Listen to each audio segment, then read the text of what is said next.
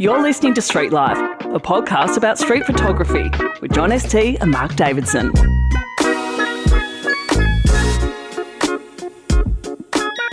You're listening to Street Life. I'm Mark Davidson, a street photographer from Melbourne, Australia. And with me, as always, the silkiest shooter in Sydney, street photography's answer to Torval and Dean. How you doing, mate? Mr. John ST.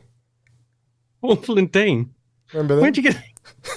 I remember them, yeah. You are very graceful on World the street. champion ice skaters. They were gold medalists. I've seen you sort of swoosh around the streets of Sydney. Yeah, would if we had some ice. Well, it's been stormy, anyway? hasn't it? It has. We've got a big storm on at the minute. Hopefully you won't be able to hear it. It's been thunder and lightning, very, very frightening, mate. Which is not good news for an exhibition you just saw yesterday, which is outdoors, projector. Is that right? What's all that about? Is that washed away now? Rosing, yeah. So make sure if you go down there, people wear some rubber-soled shoes in case you get electrocuted. No, it is outdoors. It's the Rosu AU, where they do the projection of the images onto Yeah. Yep. You're in it as well, aren't you? I think so. Yeah, I'm heading up on Friday to check it out. So, but by the time this podcast comes out, it'll be been and gone. Long gone.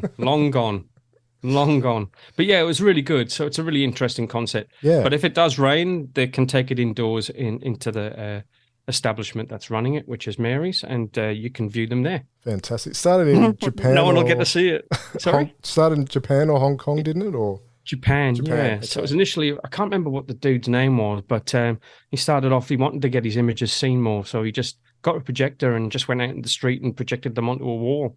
And it's become this worldwide phenomenon this year where lots of different cities around the world have took up the concept. So yeah, I was part of it. You were part of it. So yeah, it was great. Doesn't cost you anything to do it. Yeah. You just submit your images that get projected on a wall. Oh, good. And then it was a really nice night. It's good to catch up with people. It's always good to network and have a chat with like-minded people. Absolutely. You've been another exhibition, haven't you? Headed up to the Ballarat International Photo Biennale, which is on at the moment in Ballarat, which is on until October. So if you're in Victoria or want to come down from New South Wales, check it out. It's really good. Amazing festival. There's tons of exhibits. I've got some work on the wall up there, which is nice. And saw a talk with Stephen DuPont and Andrew Quilty about their time in Afghanistan. They're both photojournalists, so it was really super interesting. So it was a great festival, so I highly recommend it. Wow. We should try to get those people on the podcast, Mark. I reckon they'll be up for a chat for sure. You reckon? Yeah, definitely. We're movers and shakers now. we're getting all the big names. You are. You've just been out on a yacht in the middle of Sydney Harbour, mate. So you're moving up in the world. Yeah, I was out sailing in Sydney. Can you believe it? I get sick on a swing.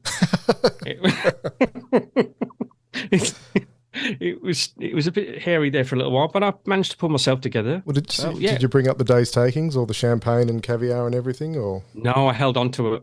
I didn't let the team down, Mark. I wasn't going to be hurling overboard in a harbour.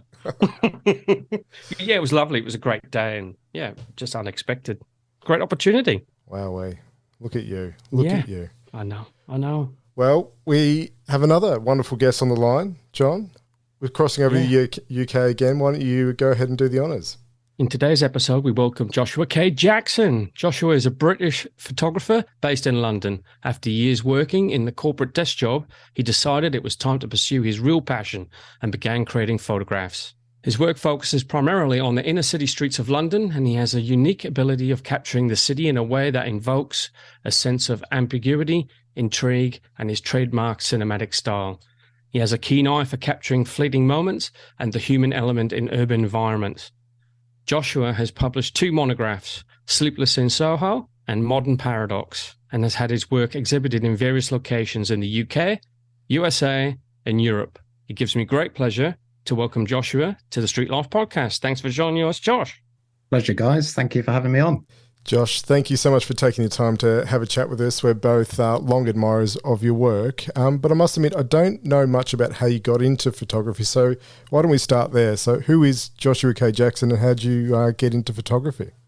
I suppose the short answer is I kind of fell into it, so it was a bit of an accident, really. The long answer would be, as John said at the start, I was working in this kind of corporate desk job in the city of London. I've been there for 10 years, and I'd only ever worked for one company since graduating. And it was a really, really hard environment. So I was in this kind of revenue generating role, and it didn't matter how senior you were in the business, you would have had this kind of axe above your head every month that if you didn't do the numbers, you were out the door. And it was very, very stressful.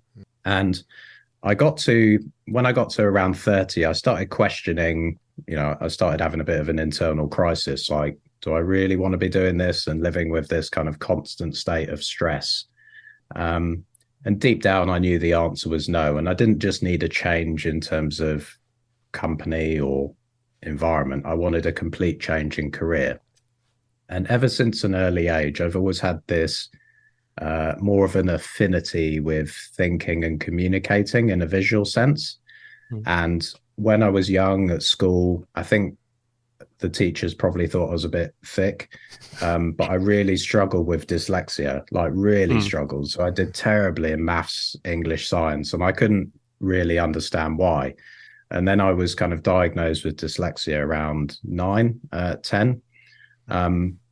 But that kind of weakness always gave me more of a strength in terms of art, design. I always did really well in those subjects. And here I was in this job where there wasn't any opportunity or scope to be creative in any way. And when you have that kind of need to be creative, you constantly want to be making stuff, whether you're a painter, a designer, photographer, carpenter. That drive is ever present. And I needed a kind of release away from the day job. So I picked up various different things. I got really into like expressionist painting, like abstract expressionism, geometric abstraction, kind of leaning towards the work of like Clifford Still, Frank Klein, Rothko, Pollock, that kind of group of irascible 18. All garbage, I must stress. But I really enjoyed the process, and I found it very therapeutic. And then I picked up street photography.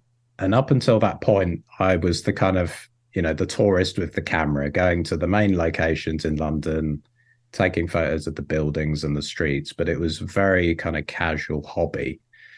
And I needed a new challenge in terms of photography. So I was kind of looking around, and a lot of the genres had barriers to entry, like you needed to travel, or like landscape photography. You can't do really landscape photography in central London. Portrait photography, like lighting and technical knowledge and all of that kind of stuff.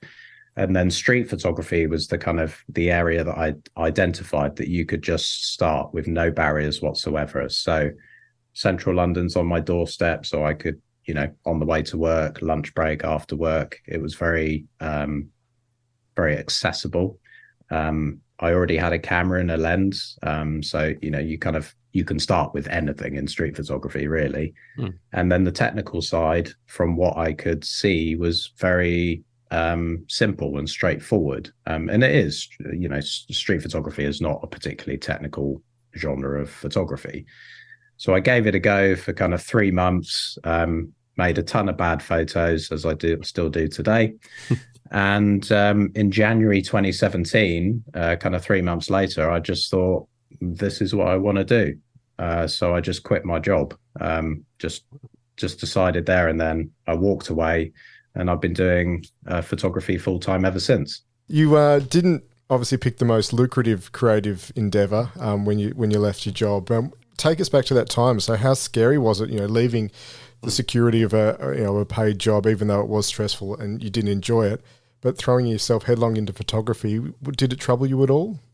Yeah, oh yeah, I shit myself. It was very frightening. And when you've got, very real obligations like a mortgage and, various other expenses, it's very, very scary. But I think maybe it's something that comes with age, but fulfillment kind of rises above money. Yeah. And I almost don't recognize that person that I was when I was in the city, because it was all about making money, and it was very, very lucrative. But here I was, trying to make ends meet, and a couple of friends knew that I was kind of limping through trying to make a success of it, and they kind of hired me for doing some projects. So the first thing I did was I was doing some kind of like product photography for a gin company in London, and then he recommended me to some other companies, and then I was, things kind of snowballed from there. But it's still a challenge today, and finding that balance between taking on work to fulfill your obligations, but also only taking on work that doesn't lead you to maybe falling out of love with what your passion is very, very difficult. And I don't know if I found that balance still, but one can aspire to get there. So yeah, it's not easy, but I turned down a lot of stuff because it doesn't really align with my interest or the things that I enjoy photographing. And there's a very specific reason why I don't have like a client portfolio on my website. It's because I want to be hired for my street work. And if a client can see that and say, okay, well, we like what he's doing when he's kind of photographing for himself, and maybe he can apply that to us in some way, then that's great. And I've been fortunate to have many jobs that are kind of free reign to be a street photographer, to create work, whether it be for an interior designer or a property development company who want a flavor of their environment. But yeah, it's tough. But I don't regret the decision for 1 minute to walk away. I think that's great advice for people, because you seem, from what you've just said there, even though it's difficult to make that adjustment to potentially earning less money, it's far better to be happy doing what you're doing. And you suddenly realize that the money just masks sometimes a lot of the unhappiness, if you know what I mean. You just buy your wear the happiness, so to speak. But I think it's also great that you've stuck with your integrity about what you want to shoot as well, because a lot of people, they end up losing that for money again, to keep the lights on and blah, blah, blah. So I think that's a wonderful thing, Joshua. And one thing I would say is if you're in a job at the moment that gives you that balance and flexibility to be able to pursue photography, and you have enough time to be able to do it, then definitely stay in that role, and treat it like a hobby. And even now I still try and maintain that hobby mindset, because I genuinely love making pictures and the process, and all of the other stuff is just a byproduct. So, I don't go out there with the intention of making a good image. I go out there with the intention of enjoying photography. And if you can maintain that mindset while still working another career or a job, then by all means do that, because that will completely take the pressure off you. But in my situation, I was working like 80 hours a week. There was constant stress to generate revenue for the business. And I couldn't find that balance. I just didn't have the time or the means at that stage. So I had to walk away. But if I had another job where I maybe worked a few days a week or different hours, then yeah, I probably would have stayed doing that and just built up my body of work over time, because that definitely takes the pressure off. Well, that's great for you. Well, I just want to touch on what you said there before, saying you fell into street photography. Now, it's our understanding that you found it quite difficult at first, and a bit of a challenge getting close to people, and caused a little bit of anxiety for you to photograph people up close. How did you overcome that to make that initial jump? If you were using photography to get away from stress and anxiety at work, and then take up street photography, how did you make that jump? Well, the first thing is I think that when you're out of your comfort zone, that's the place where you feel like you're learning. And it was the first time in years that I felt like I was really learning something new. So the challenge was something that excited me. But yeah, that first 3 months was a complete shit show. Like, it was just like, I remember like physically shaking, like thinking, oh, I'm doing something wrong. And I guess over time you just recalibrate your your mind and your body language, and you start signaling, or you start feeling like you're not doing anything wrong, because you know you're not out to portray anyone in a bad light or take advantage of people in a vulnerable situation or circumstance. And your body language improves as well. And a lot of it came from actually watching other photographers. So seeing how they were kind of interacting with the landscape and how people were responding to them. And I was seeing kind of, people getting up close and kind of overstaying their welcome and learning, okay, so maybe that's not what I should be doing. And as a person, I've always felt a little bit on the outside of things. I've never been like the life and soul of the party, and that kind of mirrors my approach in a way. So I'm always on the kind of periphery, if that's the right word. So I prefer to stand back a little bit more, let the world come to me a little bit. And it's a less confrontational style of street photography. And I guess that's kind of worked for me, whatever street photography is, that's open for debate. But I find that, it's just something that takes time. And if you know that you're not doing anything wrong and your intentions are positive, and you recognize that positive and relaxed body language can kind of help you kind of go relatively unnoticed, then it just gets easier and easier. And I haven't had a problem for years. It's just, most people don't bat an eyelid, to be honest. It does have a lot to do with your posture and what you're putting out there. People can read stuff really well, and if you look nervous and shifty, it's going to get picked up straight away, isn't it? Oh yeah, people are very perceptive. Yeah, very, very perceptive. Josh, I guess most people will know your work from in and around Soho, and you do a lot of night shooting. So where does this attraction of shooting at night come from? Have you always preferred to work in the quiet hours on your own? Or I know you've spoken previously about how you had insomnia, and that was, I guess, the time of day you got out of the house. But why nighttime for you? So, well, at the moment, I rarely shoot at night, and haven't really for a couple of years. Wow. Sleepless in Soho, I guess, was a series or a project born out of circumstance. And when I left the kind of corporate world, not only did I leave a career, but I also lost that kind of structure and routine that you have when you're working a job. So I wasn't getting up at 5 in the morning anymore. I wasn't getting home at 7:30, 8 in the evening anymore. And there wasn't any need to kind of go to bed early, wake up early. And I just found that my sleep pattern, because I was kind of my own boss for the first time, just started to really drift and get kind of quite erratic. And I just ended up photographing in the night as a way to kind of pass the time. And when you have insomnia or whatever it would be called, you can be physically tired, but your mind can just be like racing at 1,000,000 miles an hour. And street photography requires a lot of active observation. So mentally, it's quite tiring. So you can kind of balance the physical with the mental side in terms of trying to get some rest. And I just ended up photographing intensively for kind of 3 years throughout the night. And the work is probably quite introspective, looking back on it. But yeah, it was just a project born out of circumstance. And then the pandemic hit. So it felt like a kind of natural conclusion, because the Soho that it was then became very different for an extended period. And even today, it feels a little bit different to what it was then. So it was a very natural conclusion. But yeah, I really enjoy photographing at night, and there's probably something that I will pursue in that avenue in the future for sure. Okay. So just touching on Soho of places in London, if people don't know, it's a little bit seedy, isn't it? Really, has that reputation? It used to have that.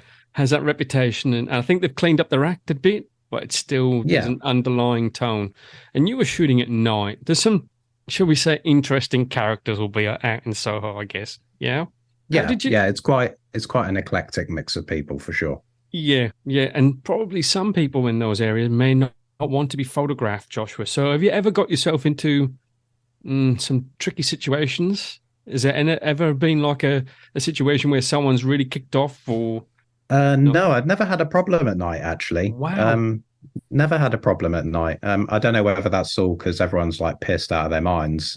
But no, I never had a problem. The only time I've ever had a problem has been during the day, and it was someone getting offended on someone else's behalf, but that was years ago. So yeah, I've never really had a problem. Yeah, it's always been during the day. So I've had a couple of attempted muggings, not so quite recently actually, but yeah, it's been during the day. At night, I've had no issues whatsoever. That's interesting. You would have thought it would have been the other way around, wouldn't you? Like, because the world changes at night. There's a whole new society comes out at night compared to the day, and we automatically have our assumptions that the people at night are always a bit shifty. Well, did you feel comfortable, Josh? Were you ever sort of wary of your surroundings, or you just felt comfortable? I guess no one bothered you that time of night. You've got to stay aware of threats and opportunities, but when you photograph an area intensively for a while, like, you get to know who the pickpockets are, who the drug dealers are, and they were aware of what I was doing, because you kind of, they see me out photographing every night. So they know I'm not just coming, they know I'm not like working for the police doing reconnaissance for them or something. So, you kind of pass, they just kind of left me alone. But yeah, there were thieves around, but I knew who they were. So every time I saw them, I would just kind of walk around the corner and move on. And you see these people during the day as well. So you just kind of give them a wide berth, and, if someone's potentially in a vulnerable situation, you just tap them on the shoulder and say, look, put an arm around your bag. People are looking at you. But yeah, I've never really had a problem at night, actually. Josh, so you've been photographing for what, roughly 6 years now? I think 2017 you started. Man, what you've accomplished in that relatively short period of time is just outstanding. And it's really hard. Well, I think it's really hard to stand out and do something unique with street photography these days. But you seem to have managed it. So how long did it take you to hone your style, and what advice would you give to others trying to define theirs? I have very eclectic tastes. So, I mean, anything that I've shared online is just a tiny portion of the work that I've made. And I think style is something that just emerges naturally over time. So if you're working hard and making, say, I don't know, you could be making 1,000 photos in a year, you could be making 100,000 photos in the year. There will be themes through that work, whether it's a conscious decision or an unconscious one. And it's just about observing those themes and picking up those through the editing process. And by editing, I mean selection, not post-processing. But I don't think style is something that should be consciously made or thought about. I prefer to be much more fluid and open-minded in terms of my approach. So, I tend to work in 3 channels. So the first of which is called what I call the dailies. So it's everyday life on the street. And those images could be abstract in nature. They could be moment driven. They could be more topical, like covering protests and demonstrations. And all of those images are going to look and feel very different based on the situation. But I'm trying to build up simultaneous bodies of work throughout this period. And then I have an experimental channel. So that's kind of mixing up kind of focal lengths and trying different technical approaches. And then I have a very intentional approach in terms of projects and series, which is the third channel. So, the work that I'm doing at the moment is very broad and varied. So, I think one would look at that, what I'm making at the moment, and say, oh, this guy's all over the place.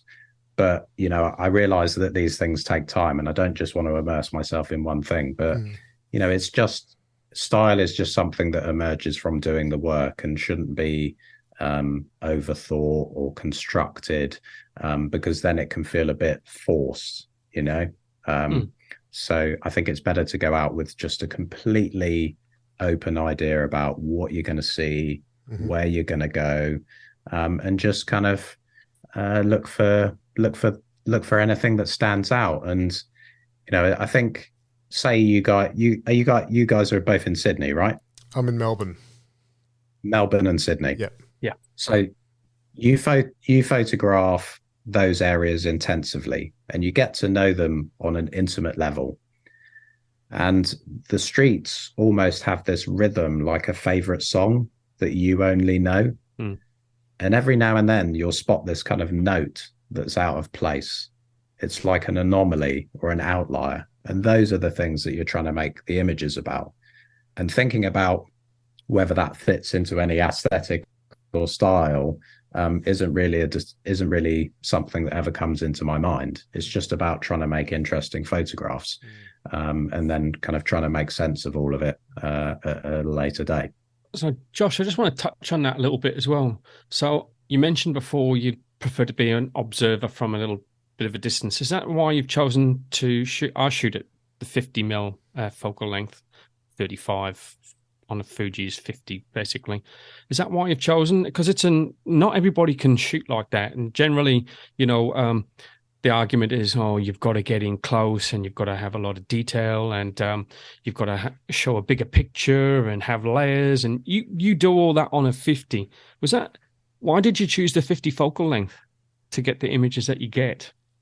Just a gut feeling. It feels nice and it covers you for a wide range of situations. So for me, the 50 is the perfect blend between intimacy and context. And I just like the field of view of a 50mm lens. I often use a telephoto lens, and I'm using a tele for a specific couple of projects at the moment.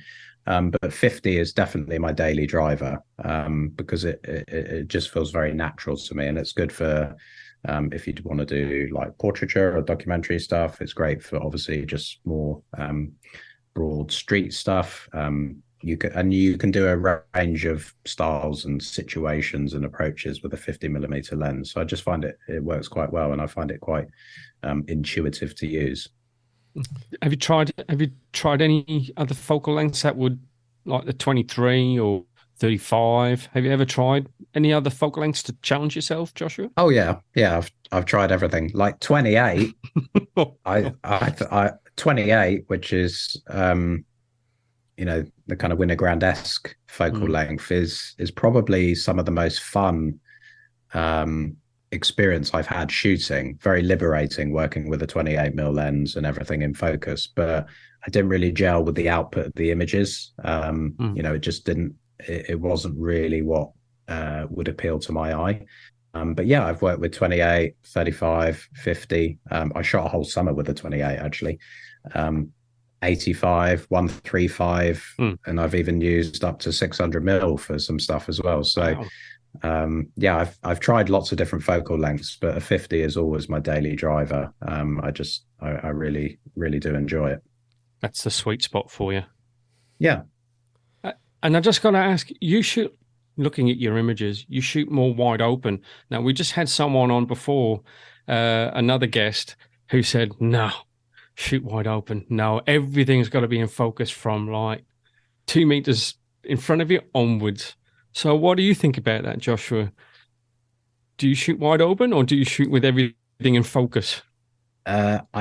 One thing I like about street photography is a very broad church. Yes. So there's lots of different approaches. There's lots of different approaches and styles and viewpoints on how and what people should do. And I like shooting with a shallower depth of field at time because, if you look at cinematography, often there's a slight, it's one step away from reality, if that makes sense, because our eyes see at like f/16 or whatever, and I like having that slight kind of step away from reality with a slightly shallower depth of field. But if someone wants to shoot everything at f/11, then more power to them. I don't really care. And there are such situations where f/11 is perfect for it, and you need everything in focus. And there are other situations where maybe you want to shoot at f/1.4. So, on a sunny day, maybe I'll be at f/8.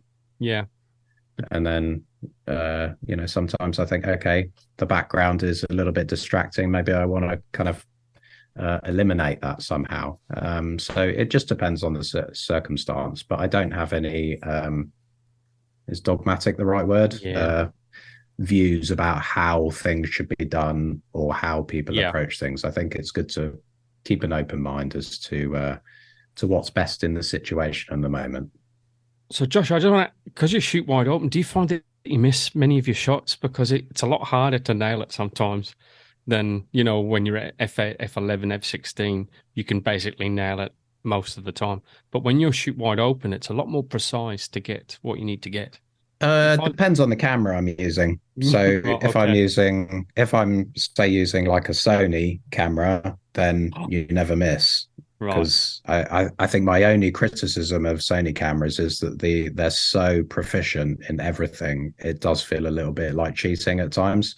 But yeah, I wouldn't shoot wide open during the day, for example, because I think you need some form of context to come into the image. But when I'm using like a rangefinder and photographing at f2, f2.8, then you miss stuff all the time. And also with like a GFX as well, it's very, very hard to get critical focus in. But with the Sony, I rarely ever miss a photo. There's no excuse really, because it just does it all for you, which is both confusing and liberating. Josh, I just want to return to something you talked about earlier. So projects is something that I've been thinking about a lot recently. I'm fairly new to photography, sort of 2 or 3 years in. And I'm just sort of wondering where my photography is sort of going. You've made 2 monographs. Did you always envisage that your work would end up in book form? And do you think that's the best medium, or making a book, is that the best medium for a project in your opinion? For me, printing is the final step in the process, particularly with digital photography, because digital photos, they don't really exist until you print them. They're just kind of like ones and zeros on a hard drive.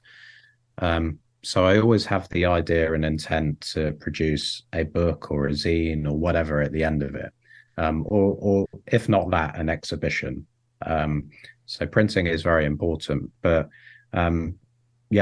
I don't always sit down and think, okay, so this is going to be a book or whatever. But I do have 4 projects that I'm working on at the moment, and 2 of which I've been chipping out away for a couple of years, and I would like to publish them as books. But if they're not up to the standard, or I don't think they're right, then I won't publish it. But yeah, I think printing is an important rite of passage, and how you respond to an image when it's printed is very different to when you look at it on a screen. It's quite an impersonal viewing experience, looking at photographs on social media, or even on a digital display. And it's like when you see a painting by Mark Rothko and you look at it in a book, or even in on the internet, it's never the same as when you sit in front of it in a gallery, and you can really digest and understand it then, and it takes on a very different meaning and feeling. So yeah, I would encourage everyone to at least print their work for themselves. I've got some little kind of mini work prints behind me in the room where I'm sat, and I do that all the time. But yeah, books are a great thing to make if you can do it. And how do you land on a theme? So how do you pick a project, and how to, I guess, you said you're working on 4 at the moment. Are they 4 distinct different projects, or how does that all come about for you? They're just ideas I've had over time that I've kind of wanted to pursue. So one is more portrait documentary based, and that's what I'm using the Fuji medium format for. And that's called On Common Ground. So it's kind of circling around the social purpose of parks in the city. So we're kind of a step away from anything I've done before, and I'm making good progress on that. Another one is related to traffic, has a very different technical approach. It's working in a very different area of London. Doing another one related to the relationship with technology in the city. And again, that's a different technical approach. So you just have ideas that you explore. And when I go through this, I mentioned that I work in these kind of 3 pillars. When I do the experimental phase, often, you'd be trying something different to what you would have normally done, and that can throw up ideas. So the traffic one kind of came out of, I was at an area in London with my friend Renee. We had a tripod. I was using a 600mm lens to try something. It was complete garbage, the work I was making, but one of the images in there gave me a little glimmer what it could look like with an approach. And then that's an avenue that I've been pursuing for a few months now. But yeah, they're all quite different. And when I think about the photographers that I most, or the photographers that most inspire or excite me, it's the ones who have really explored the medium. You know, they've not necessarily done one thing and they're just known for that. So if I look at someone like Ernst Haas, obviously he's known for his street work, but he did work in movies. He's done landscape work. He's done crazy kind of abstract stuff of just like paint ripping off metal. He's very hard to kind of pigeonhole as, you know, that's all he's known for. He was using different focal lengths. He was experimenting with camera motion, double exposures, and this is back, you know, 60, 70 years ago. Yeah. And then someone like Joel Marowitz, again, he's known for his street work, but then he's done his large format portraiture like Providencetown, Cape Light, which is one of my favorite books, which is more landscape based. He's done still life. And there's elements of their approach that I want to bring into my process to try new things so that you're not just known as, say, a guy who photographs Soho at night. Yeah. You know, I'm trying to be much more broad than that. And that's why I'm working on these different bodies of work simultaneously. And, you know, it could all come to nothing, but if nothing else, at least I've enjoyed the process of making them. Yeah. And you're learning and, you know, personal growth as well. So I think, thank you. That's a great answer. Oh, it is good. Thank you. So, Josh, what do you define as success as an artist, and what does success look like? Because you've touched on, you know, other people who have done different things. What is it actually when you've made it? How do you know? I have no idea. No idea. Will you ever know? Probably not.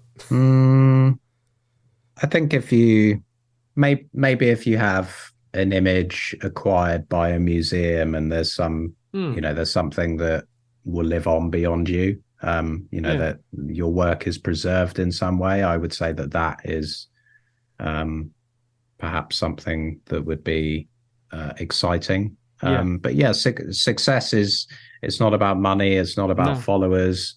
Perhaps, you know, I'm thinking on the spot here, but I think success is like it's internal affirmation that you're making work that you're kind of you're excited about and pleased with. So I think that's about success comes from within, and that kind of feeling that you're kind of on the right track and making progress as well. Because, you know, I think I've gone through periods certainly where I've really plateaued for a few months and you're repeating yourself and making the same kind of images over and over again. And then you have this kind of period where you really feel like you're stepping on and improving. So yeah, so long as you feel like you're making progress, then I think that is kind of being successful because you're working towards becoming a better photographer ultimately. But it's very hard to kind of put a, you know, succinct point. I just wanted to ask because, you know, some people would account to being successful as releasing 2 books. Do you know what I mean? And you've already done that. So, but I just wanted to get your opinion on someone who's already reached that pinnacle. What was success for you? But you've answered that perfectly. So, Joshua, you just touched on there about struggling because look, everyone looks at your work or, you know, looks at the images that you post up on Instagram, etc. You've just said you've had your challenges yourself. How have you overcome some of those where you've hit that dip in form? You feel like you're repeating yourself. How have you got over that? What have you done to dig yourself out of that rut? So it's not a case of motivation that I ever struggle with. Because like I said, I try and kind of cherish and maintain that kind of hobby mindset. Like I genuinely love making pictures and I'm not so bothered about whether I make good pictures. I'm just trying to enjoy the process with the hope of something that comes out of that. And some days, some weeks, you may see nothing that really grabs your interest, but at least you've had a nice walk, you know? So I think the thing I struggle with more is like fatigue, whether that be mental or physical. And if you're kind of doing like, you know, you're walking a crazy number of miles in a week, it quickly catches up with you. And I'm not getting any younger, you know. So I try to just build in breaks every now and then. So maybe I'll do 3 weeks on, and then I'll do a week off. Like this week, I'm completely not shooting. I'm just taking a week off.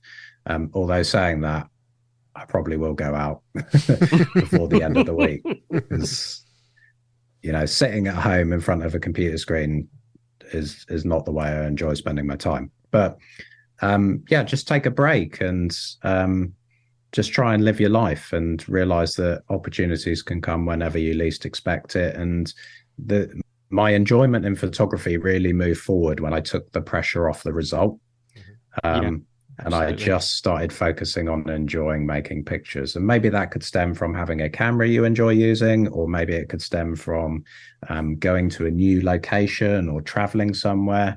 But just take a step back and try to not put yourself under pressure, and don't use external factors as a barometer for success. And just kind of get back to basics, really. But I never really struggle with motivation. It's more fatigue, and just recognizing that a break is important every now and then, and go off and watch some documentaries, go for a walk without your camera. And me personally, whenever I've gone somewhere without a camera, I've got massive FOMO, like oh shit, something's going to happen and I don't have a camera with me. So even if I'm just going to the supermarket, I'll carry a camera with me just in case. Now I want to ask you about that. You go out every day, Joshua, and I used to go out every day. Now how many photos do you take a day, and how do you go about processing all of those photographs? Because I have a hell of a time. I hate looking through images that I've taken, because I take a lot of images of things that I see, and processing does my head in. How do you deal with that? Or are you more selective in your shots?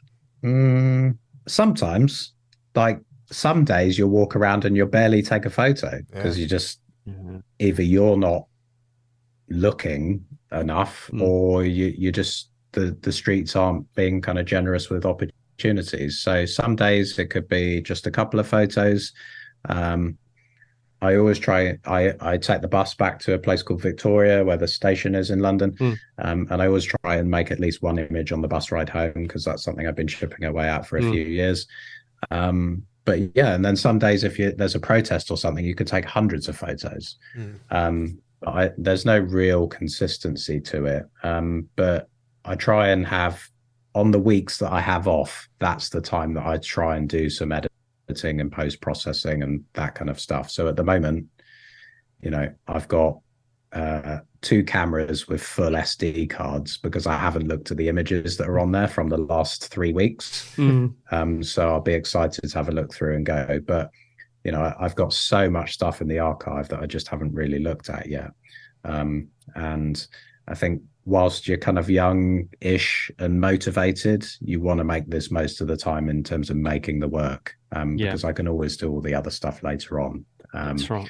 I just want to photograph at the moment, and leave everything else kind of is secondary in terms of importance. And just touching on that about leaving your images, like there's people who say you should process straight away, and some people have got the opinion that you should sit on your work. Do you believe that you should sit on it for a period of time? Like you just said, you've got 3 months worth of images or something sitting on cameras that you've not even looked at. So is that something that you don't look at your images straight away and you just want to let them settle before you making the... I never process a photo that I've taken that day, because I think it's important to have a disconnect between the emotion that the image was made and the time that you process it, because that emotion can often cloud your judgment. And I remember when I was early on, I'd be like, oh yeah, I took this banging photo. And then I look back on it now, it's just absolute garbage. But it was because I was attached to the emotion of the moment when the photo was made, and be like, wow, I finally got a photo in focus and whatever. And I thought it was great. And there was nothing really there to begin with. I mean, I've got work from years ago that I still really haven't looked at, because I like that disconnect between the two. And also, I find that with street photographs, they take on a different significance and meaning with time. And I think a lot of the work that we as street photographers, or whatever that is, are making now, is probably too current. It's too fresh, and I think it will take on a different significance in the future. So I'm not in any rush to kind of get out an image I made this week, because I think sometimes these things are best just to let settle and go nice and slow. Yeah. Just touching on that, Josh, you mentioned before you just love taking photographs, and I think we all do. But I've been thinking also recently, I'm thinking more about the point of street photography and why we do what we do. So why is it important to you to go out and take photos on the street? So let me think how to word this. So photographs in the street documentary reportage realm, they're evidence of something happening. And I think there's a lot of value in photographs that convey a sense of time and place. And that's what street photographs, documentary photographs give you. And particularly not that I want to get into a discussion about AI, because it's not of interest to me at all, but that is an illustration of reality, an AI image or illustration. Whereas a photograph that's made on the street in, say, Melbourne or Sydney today, we can look back on that in the future and say that is what that there's a sense of time and place attached to that image, hopefully, whether it be the way people dress or the things that they're kind of carrying in their hand, or the style, or the architecture. So I think it's very important to have a sense of time and place in photos, and that's what should come through in street photographs in a way. So, Josh, going on that, now we're going to ask an interesting question here, because you said that street photography is a very broad church, and we all have our interpretations of it. And there's a very vocal community out there that suggests that it's not a street photograph unless there's a person in it. What are your thoughts on that? And we all know, we all have our own opinions, but we just want to hear what you think about that, Joshua. No, I don't think a person needs to be in the image. I suppose with street photography, I'm not a fan of definitions and rules. Let's just get that up front. But I think there's probably three pillars to what makes a street photographs. There's the location, the place, which is, generally speaking, the public domain. So it could be in a city, a village, at the beach, in the park even. There's the approach. It's going to be candid, most of the time. And I think there are instances where maybe someone would have an interaction with someone, and not in a way that a portrait photographer would. Me, I work in a candid way because that just works for me. And then thirdly is the vision of the photographer. And, there should be, if it's not a human, the presence of humans can be felt in some way. And that can be felt through things other than a person, So it could be, I don't know, a broken window, for example. You can kind of visually kind of imagine the circumstances that led to that. So, no, I think you can see the character in things other than people, and the hand of man, so to speak. So, yeah. No, street photographs do not have to have a person in them. I think that's a very limiting belief. I agree. I don't know. It's so funny. I don't know if I don't spend enough time online or whatever, but I never see these arguments. Where are they taking place? I don't know. I literally got panned the other day, Mark, for Really? posting an image that I was told it wasn't street photography because it didn't have a person in it. What? But anyway. Someone commented on your post, or? Privately, yeah. Oh, really? Wow. Yeah, there's those people out there, that they go, right, send you a PM. And they just, get you. Yeah. No, I'm with Josh. No rules. Just, yeah. Well, that's why I took up street. I didn't want to have any rules and regulations. Did you, Josh? That's why we take it up. We want to have a creative outlet.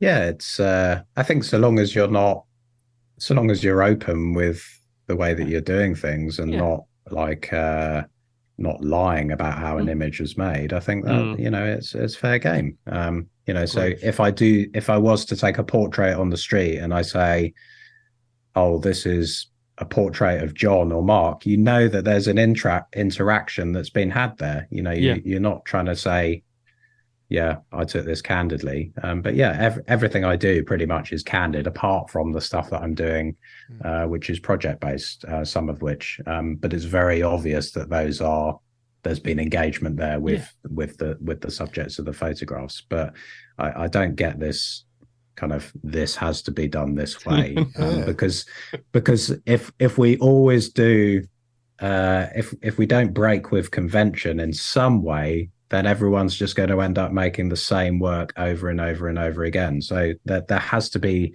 some way in which people push the boundaries forward. And I don't mean in like breaking ethics or whatever, but I just mean in terms of exploring new avenues. And I think definitions and rules are only useful for like curators and collectors. You know, I have my own barometer as to what makes a street photograph, and I kind of lean towards that. But if someone else has a different approach, then more power to them, you know. So Joshua, like, you shoot with Leica. I think when I was doing a bit of research, I came across a few Leica ads where you were shooting with you, and they'd done a bit of promo with you. Is there any chance that you're going to be coming down under, like Phil Penman, and do an exhibition and at the Leica store in Melbourne and Sydney? They do a great job there, by the way. So I was using Leica cameras, but now I'm using primarily a Sony camera and also the Fuji GFX. So because they better suit the things that I'm working on at the moment. Right, and also, you know, trying to do commercial work with an M camera is not ideal, to be honest. So, but yeah, Leica cameras are great. I really enjoy using them. But yeah, I'm mainly using a Sony camera that I've had since 2019. And, you know, I've got no complaints whatsoever. But yeah, if there's an opportunity to have work exhibited around the world, then, you know, I'm always open to that possibility. Right. So Leica's out. Is Sony going to have you down? Probably not. I don't think they have much interest in street photography, to be honest. But yeah, good workhorses, but I don't think they're particularly connected to what's going on in this area. No, and also a lot of people would have seen your videos with Sean Tucker, Josh, and back then I think you were shooting with film, or you seem to be shooting with film in those videos. Still shooting film or purely digital now? Purely digital now. It's too expensive for the amount that I photograph.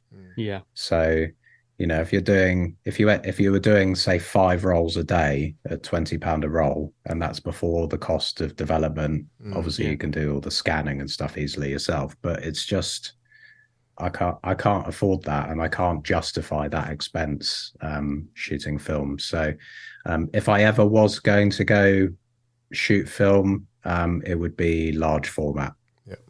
Because there's a certain look to that you know you can't really get on a digital camera. But yeah, I don't shoot a film at all at the moment because it's just too expensive for me. You know, it's the only good thing about the cameras that I used to have is that they've all appreciated in value quite a lot. So that's one good thing. But yeah, the price of film is far too much. It is, yeah. I just got back from the film shop and spent $160. Yeah. And you shoot all that film and you don't get any good shots anyway, so yeah. True. Yeah. True. You film shooters, I tell you. You're like keeping the economy afloat. Yeah. So, Joshua, we're coming to the end of our allotted time. As you would know, as you suggested before, you've listened to our podcast a lot. Thank you very much for that. It's great. We always ask one question. It's cliched at the end. If you could go it's a cliched question at the end of the chat. If you could go anywhere in the world to photograph, where would you go and why? I think if I travel, there has to be some kind of intent behind why I would go to that place. I think, like Spicy said in his answer, when I go somewhere new, I tend to feel a little bit overwhelmed. And like him, I'm just happy photographing in a place that's familiar. So what I would really, really like to do is actually do rather than a location, it's more of an approach. So I'd love to do a road trip around the UK and just really kind of scratch beneath the surface a bit more. And I am doing some research on a particular project at the moment, which would be retracing the route of the travelling post offices between London and Glasgow. Wow. That used to deliver the letters between there, and it was the route where the Great Train robbery happened. So I'm kind of looking into doing something along those lines, more of a documentary approach. But yeah, if I was pushed to say somewhere abroad, I would love to do something in Hong Kong at some point. I'd love to shoot in Tokyo, although I wouldn't really have a specific reason to be going there other than just to try and make an image. And then if there was somewhere really out of left field, it would probably be somewhere that's completely different to the environment here, which would be like, I don't know, Yakutsk in Siberia, which is like one of the coldest cities in the world, because I just think it would be, I wouldn't have any frame of reference for what to look for or how to see. So that would be quite challenging and exciting as well. Fascinating. Absolutely. Great answer. Thanks very much. Thank you, guys. Thanks for joining us, Josh. It's been an absolute pleasure having you on, and thanks for sharing all your wisdom with us and your journey and where it's going and where it's been. It's been great talking to you, Josh. Likewise. Looking forward to Thank new you, projects. guys. Thanks, Josh. Cheers.